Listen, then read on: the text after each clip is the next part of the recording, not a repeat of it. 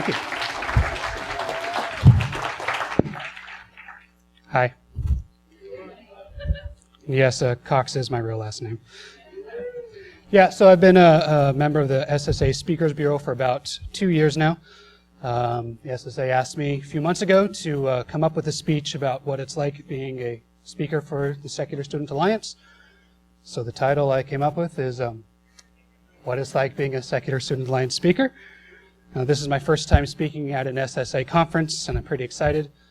But looking over my slides this morning, I'm pretty sure this will be my last. I have two goals this afternoon. The first one is to shamelessly brag about how awesome a gig this is. And the second one is to help you guys make your speaking events even more awesome. Over the past couple years, I've lectured at dozens of schools and groups across the country. It's a pretty cool gig to be able to travel and to meet people and go to cities that I've never been to before. But my friends insist that once I reach 100 events that we're going to throw a huge party to celebrate, and you are all invited. We're going to have a lot of drugs and some celebrities and probably some gourmet cheeses there, so it's going to be some good times. Speaker events start off when I get an email request either from you guys or from the SSA saying that there's been a request. Those email threads quickly grow into the dozens or sometimes hundreds of messages depending on how many schools are involved. So speaker tip number one, please read all the emails. They're important. I'm not sending you cat pictures. Meanwhile, while all the planning is going on through the emails, I'm busy revising and updating every speech. I have never given the same speech twice. Every event that I've done has been the culmination of literally hundreds of hours of work in revising and updating and making the speech relevant to the group I'm speaking to, even the geographic location where the speech is taking place. But with all the planning that goes into speaking and all the emails and all the excitement, it's fun to just get on a plane and fly across the country. But it offers a moment of reflection when you're sitting in a giant metal tube filled with hundreds of people and thousands of gallons of flammable liquid. Going safely through the skies, you kind of sit back and think, man, science is fucking awesome. Sometimes traveling to more remote airports requires more exciting airplanes like this little piece of metal, which got me to Dartmouth last year. The cool thing was there's no wall between the cockpit and the passengers, so it's like you got to see everything as it was happening. But they didn't serve peanuts, which was kind of lame. Anyway, long tours can mean lots of flying and lots of airports, like this 10-day tour on the East Coast. Nick, are you in here? No, Nick probably had a lot of fun booking all these flights for this tour. Day one was flying from San Jose to Phoenix to Newark. Day 3 was flying from Newark to Philadelphia to Boston to Lebanon. Day 5 was flying from Lebanon to Boston. Day 7 was Boston to Newark to Buffalo. Day 8 was Buffalo to Philadelphia to Harrisburg. Day 9 was Harrisburg to Philadelphia to Buffalo to Boston. And day 10 was finally returning home. Harrisburg to Philadelphia, and then last Boston to Chicago to San Jose.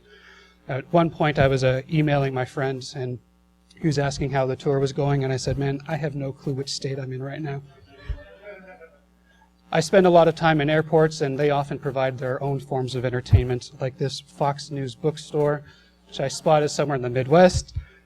I never really associated Fox News with reading, so I enjoyed that.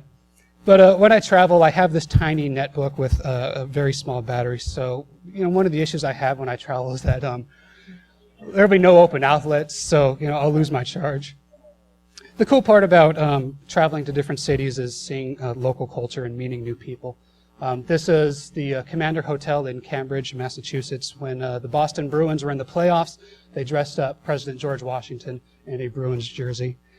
I met some cool people in Boston coming home from the Holy Festival of Colors. This is where people throw colorful powders at each other and stuff. Just a reminder, atheists, that not everything about religion is totally fucked up. And as you can tell from the slide, I am not a graphic designer. I usually stay in hotels when I'm traveling, and sometimes when you fly in late and I'm tired and I'm a little disoriented, when I'm walking down a hallway like this, I swear this is true, that I think those evil twins from The Shining are going to pop up at the end. And also, with all the traveling, I have started collecting the travel-size containers from the different hotels because it's just cheaper to do it that way. Just when you're on the road for a long time, you need a lot of lotion. I get dry skin. Perverts. Also, getting in late to a hotel means that your only dining option is what's the hotel vending machine. Some of you are thinking, that's awesome. But when you're traveling a lot, you don't have time to hit a grocery store or to cook, so you're eating out, you're eating junk food, and that can affect your mood a lot. Also, when you're in hotels, you sometimes get the complimentary continental breakfast, which is nice. But sometimes when you get those breakfasts, I really want a Belgian waffle, and they don't have a waffle iron. But really, what this is all about is the speeches, the speaking events. This is a picture from the University of Chicago about a year ago. That event went very well. As you can see, it was well attended. When it comes to these events, I've found from experience that there are 4 big things that can generally go wrong. The first one is that the room you've booked is locked or occupied. At one school, we walked into the room to find out that a professor was finishing up a midterm exam at the time that the speech was supposed to start. So when you book your rooms, please be sure that the room is available. Go through the official channels to book the room. Don't just assume because class is scheduled or not scheduled that it's going to be open. So schedule it through your school. Make sure you have email confirmation. Make sure that it will not have to be unlocked at the time that you need it. The next thing that can go wrong is that the AV system will not cooperate. This can be for different reasons. Maybe the computers don't like each other. Maybe your AV cabinet is locked and you need someone to unlock it. Sometimes you may need a password to get onto your school's AV system. So what you should do is, like the week before the event, have a tech-savvy group member go down to the room, plug in their laptop, try to get video working, try to get sound working. Make sure you have all the steps down for making that work. Now, the next thing has never actually happened to me, but it's actually my biggest fear is that I'm worried that when I plug in my laptop that my porn history might just pop up on screen. So, it hasn't happened yet, but I'm scared that the incognito browser will still be open. But the last thing that can go wrong, and this is really the worst thing, and it sucks for everyone involved. This is an actual picture from a recent speech, about 5 minutes before it was supposed to start, is when nobody shows up, empty seats. I mean, we all do a lot of work to make these events happen. And so having an empty room is really the worst thing for everyone involved. So there are 5 ways that you can fill empty seats, and I hope this is what you guys can take away with you. Number 1, pick the right room. It's tempting to book your largest school auditorium and hope that it will be filled and lots of people will be in there. But unless you have someone like, Richard Dawkins coming in with their own media company behind them, it's going to be hard to fill those seats. I think that you should book smaller rooms. I think rooms like this size are perfect. It's easier to fill a room with 150, 200 seats. Also, if you have 50 people in a small room, you're going to have more energy. You're going to get a better reaction than having a huge room with only 50 people inside. So I say go conservative on the room size. Number 2, to fill seats, pick the right date. Please don't schedule your events during midterms or during finals. You also want to make sure that your events are scheduled at a time when the community outside of your school can attend.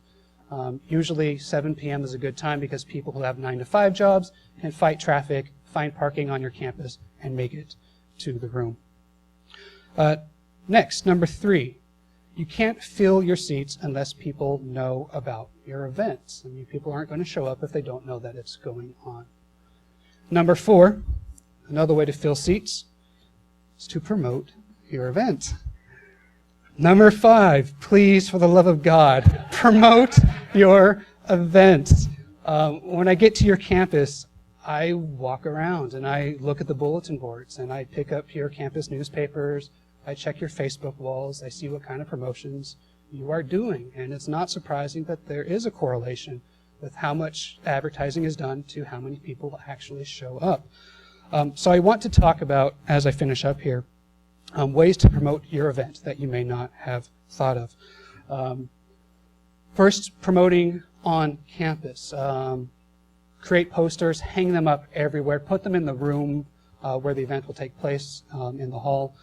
Some schools require that posters be approved by administration, so if you do make your own posters, make sure that you get the posters to your school with enough time to approve them. You also want to make sure that the speaker approves them as well. Also, when you make these posters, please don't make up your own event title and your own description for these events. Sometimes I've read descriptions of my talks and I've said, I'm not talking about that at all. So please check with your speaker when you're writing up descriptions. Do tabling on campus. This is one of the best ways to get people's attention. A lot of people just ignore flyers. And so having tabling events is a great way to reach people. You want to reach out to other groups and campus departments. If your speaker is doing something on women in the Bible, invite the English department, because a lot of school English departments have classes on the Bible as literature. For another speech like that, you might also reach out to the gender studies department on campus as well. Some students ask me, well, should we invite the Christians? Hell yeah, you should invite the Christians. Reach out to them. They will show up in force. Sometimes they'll even protest outside of your event, which is the best kind of advertising you can ask for sometimes. Also, contact your school newspaper, get the event listed there. A lot of times they'll even send out a reporter to cover the event as well, which is more free advertising for your group.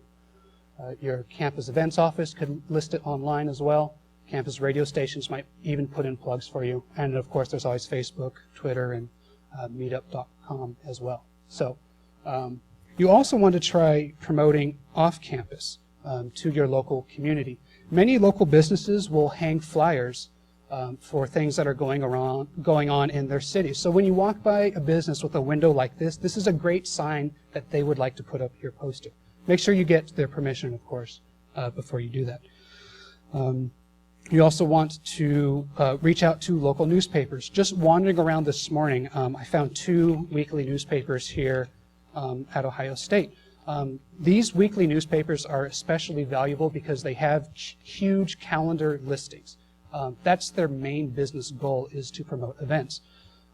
So that's one advantage to weekly newspapers. The other advantage is that most of their editorial staff and most of their readership are quite liberal. So they will be more inclined to promote your event as well. Radio stations nearby will probably want to put in a plug for you. Local NPR stations will promote events that are free to the public. It's part of their nonprofit work. So contact your local NPR station, send them a short description as well. And of course, there are other local organizations, your local atheist groups, local free thinker groups. Reach out to them, get them to promote your stuff on Meetup as well. Skip that. All right. So probably for me, one of the best parts of this gig is meeting you guys and going out for glasses of milk afterwards. It is inspiring to be involved with this movement. I mean, you guys are on the front line and you're doing amazing work. When I was in high school, I never imagined that there would be a high school atheist club. But to see that type of progress in the past decade is very inspiring, and it's an honor to be a part of this. So as I close up, I would like to remind you that your events are more important than you may think.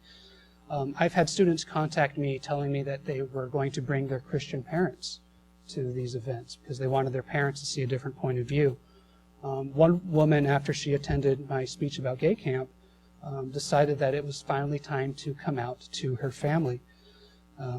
A few months ago when I spoke at UC Davis about the Mormon temple ceremonies, 2 active believing Mormons came up on stage for part of the question and answer session. And for an hour and a half, they took questions from the audience. And it was an amazing experience to have that kind of interaction with the group.